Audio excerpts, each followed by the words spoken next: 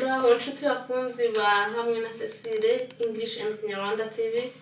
Turongeye turabasuhuje aho muherereye hose. Uyu munsi rero tukaba twagarutse kugira ngo tuganire bitandukanye na bya bitwara dusanzwe tubona byo kwiga icyongereza. Ariko tukaba tugiye kuganira ku kintu cyuko umuntu yumva icyongereza akaba azi kugisoma no kucyandika ariko kuvuga bikakubera imbogamizi. Icyo nicyo tugiye kuganiraho rero, tunarebe n'icyo twakora kugira ngo bitworohere kuba twavuga icyongereza mu gihe tuba tuzi kugisoma, kucyandika bikaba byatworohera. Abantu benshi rero bagiye babaza icyo kibazo, ndetse niyo mpamvu itera kuba umuntu yaba yumva icyongereza akaba azi kugisoma ndetse no kucyandika, ariko kugira ngo avuge ku munwa umwanya muremure kuyaganira n'undi muntu bikamubera ikibazo.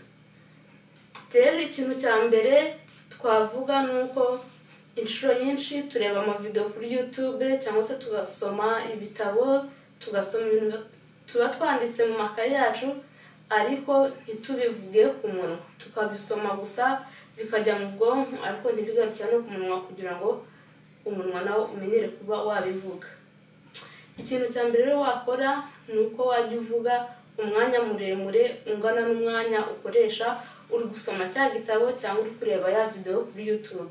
Urugero, nk'iyo urebye video hano hamwe na Cecile ku TV, niba video ari 20 ukaba uyirebye, uba ukwiye kuba wafashe na note, wabyanditse ufite ikayi yawe ukabyandika, hanyuma ukaza kongera gufata umwanya ukabisoma, ukongera ukabivuga ku munwa kugira ngo ubwonko buhuze no ku munwa. Icyo gihe bizakorohera. Icyo ni ikintu cya mbere ukeneye gukora kugira ngo gusoma, kumva no kuvuga byose bigendere ku murongo umwe.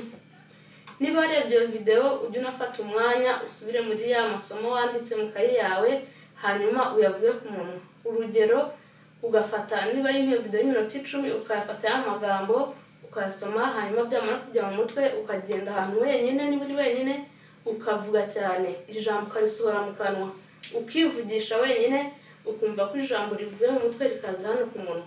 Icyo gihe rero bikoze inshuro nyinshi ukomeza gukora uwo mwitozo wo kuba wavuga cyane amagambo, ukayitoza agera hakava mu bwonko akaza no ku munwa bikajyana no mu bwonko, bikakorohera kuba wavugana n'abandi bantu umwanya muremure. Ikindi kintu cya kabiri rero wakora ni ugutekereza mu cyongereza. Niba ari ikinyarwanda cyangwa icyongereza uri kwiga, ukaba watekereza muri rwa rurimi ukeneye kumenya. Abenshi rero kuri icumi baba baje kwiga icyongereza, nabashishikariza kujya mutekereza mu cyongereza kugira ngo biborohere. Urugero, ku munsi iyo ubyutse haba hari ibintu byinshi wakoze kuva ukibyuka kugeza ku masaha ya nimugoroba. Icyo gihe rero cya nimugoroba wicaye ugahita utekereza, mu gitondo nabyutse nkora isuku, njyana abana ku ishuri, nagiye guhaha cyangwa nagiye mu kazi, nagiye gusura inshuti zanjye se, hanyuma ukicara ukabitekereza mu cyongereza, ijambo kurindi ukabitekereza, ukanafata n'umwanya ukongera ukabyandika ukabisubiramo, ukongera ukabivuga uri wenyine ukabivuga wamaze kubisoma. Icyo nacyo kizagufasha gutekereza mu rurimi ushaka kumenya. Icyo ni ikintu kizagufasha kuba wagira ngo uvuge bikoroheye. Ibyo rero byari ibintu bibiri dukeneye kugira ngo tube twavuga icyongereza ku munwa, tuvugane n'abandi bantu, tuvuge umwanya munini bitworoheye, kuruta kuko umuntu yakumva gusa ariko atabasha kuvuga.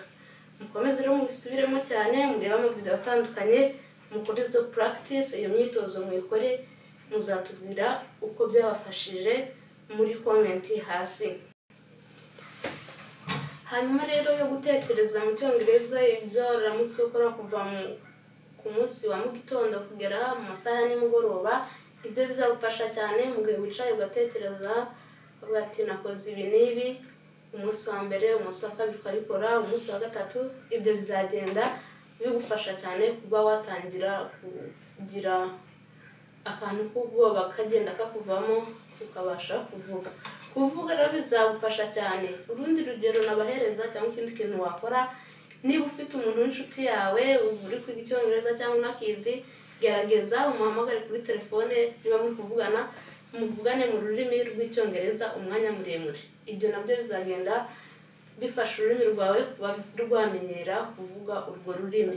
Ujye ugerageza cyane, niba ari umuntu w'inshuti yawe, umuvandimwe wumva azi urwo rurimi, mugerageze muvugane muri izo ndimi, bizagenda biza buke buke ku buryo amagambo menshi wumva ari mu bwonko azagenda asohoka akaza ku munwa, ukabasha kuba wavuga byoroshye.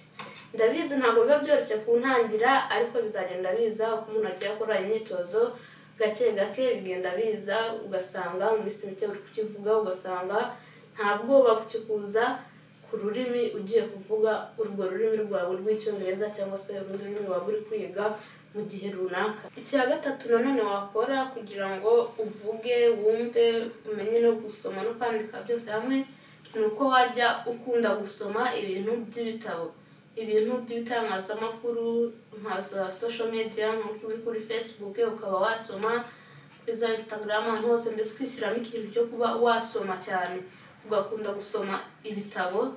Ibyo bintu nabyo ni ibintu by'ingenzi byagufasha kugira ngo ube wavuga ndetse no kumva icyongereza bikoroheye. Ujye ukunda gusoma inshuro nyinshi, usome ibitabo bitandukanye, niba ufite telefone yawe urebe ku makuru, urebe iby'amakuru arimo kuvuga mu rurimi rw'icyongereza, urebe ku social media atandukanye. Icyo ni ikintu cy'ingenzi nacyo kizagufasha. Icya kane ugomba gukora ni ukwivanamo ikintu cy'ubwoba, kumva yuko wabaza ibibazo mu bihe bitandukanye, mu gihe uri hamwe n'inshuti zawe, mu gihe uri nk'ahantu runaka ku ishuri, mu gihe uri hamwe n'abandi bantu benshi, ukumva ko witinyuye muri wowe ukaba wabaza ibibazo bitandukanye, ukavuga uko abantu bakuvugisha bagusubiza, nawe niko ubwoba bugenda kuvamo, ukabasha kuba wavuga ibintu byinshi bitandukanye, bikakorohera uba wajya uvuga no mu bindi bihe. Jya witinyura, wumve ko ikintu cy'ubwoba kikurimo wagishyira ku ruhande, wumve yuko wiyaminiye, wumve yuko wiyemeye, muri make niko navuga. Uzamure voice yawe, uvuge uri hamwe n'abandi bantu, iyo uri mu bantu hagati ukavuga, mugahana ibiganiro bitandukanye, ibyo bintu nabyo bigenda bigufasha kuba wajya uvuga icyongereza bitakugoye, bikakorohera. Nanone kandi mu gihe nk'icyo ngicyo urimo kwiga kuba wavuga ururimi, kugira ngo urumenyere, ujye kunda kwandika amagambo uri kumva udasobanukiwe, wandike amavokabulere, ugendane nk'agakayi ku ruhande, ku buryo wakumva nk'ijambo urimo gusoma mu gitabo utarisobanukiwe, ugahita uryandika ahantu ku ruhande, hanyuma ukazarishakisha ugashaka ubusobanuro bwabyo. Amavokabulere wandika ngo ku ruhande nayo azagenda agufasha kuba wamenya n'amagambo menshi atandukanye, nabyo bizagufasha cyane. Ujye ukunda kubaza cyane cyane ibibazo abantu baba muri kumwe, cyane nk'inshuti zawe, abavandimwe baba bazi nk'urwo rurimi rw'icyongereza. Mu gihe wenda wanditsemo amavokabulere ahantu ku ruhande, ntukagire ubwoba cyangwa ugire isoni zo kuba wabaza umuntu mugenzi wawe ndetse n'undi muntu muba muri kumwe, wenda ahantu runaka mwahuriye ahantu, ushobora kuba wamubaza akubwira iri jambo risobanuye gute, kubera ko ntabwo abantu bose bafite amadictionnaire cyangwa ntabwo abantu bose bafite ubwo bushobozi bwo kuba bajya kuri Google ngo bandikemo ijambo barebe ubusobanuro bwaryo. Uzajya utinyuka ubaze n'inshuti zawe cyangwa abavandimwe, kandi ujye unabaza ibibazo cyane cyane mu gihe uri hamwe n'abantu benshi. Icyo ni ikintu nongeye kugarukaho kizagutinyura kuba wavuga icyongereza bitakugoye. Sorry zangaha rero, kandi nshimira buri wese wakoze subscribe kuri iyi channel ariyo HC English and Kinyarwanda, mu magambo arambuye akaba ari hamwe na Cecile English and Kinyarwanda TV. Ayo magambo rero nizere ko muyazi, nizere ko muzosobanura bw'iyi channel yacu. Turabizi ko mudukunda muri benshi, kandi natwe turabakunda, twishimira uburyo mutwitaho, uburyo mukurikira uyu murongo wacu wa channel ubagezaho icyongereza ndetse n'ikinyarwanda. Ni ibintu biduha kuba twakomeza, bikadutera imbaraga, tubone abantu babyishimiye gutya. Mukomeze mubisangize inshuti zanyu, abavandimwe, abandi bantu batandukanye hirya no hino, maze muze mwigire icyongereza. Bizafasha cyane mu kuba mwavuga izo ndimi zombi, ikinyarwanda ndetse n'icyongereza. Ntimwibagirwe gukora subscribe ndetse munashyiraho ibitekerezo byanyu, uburyo mwarebye iyi video, uburyo izabafasha kuba zaba bayirebye. Niba hari icyo muzabona mwungutse muzabishyire muri comment hasi, dukomeze n'ikindi gice gikurikiraho. Murakoze cyane, turabakunda.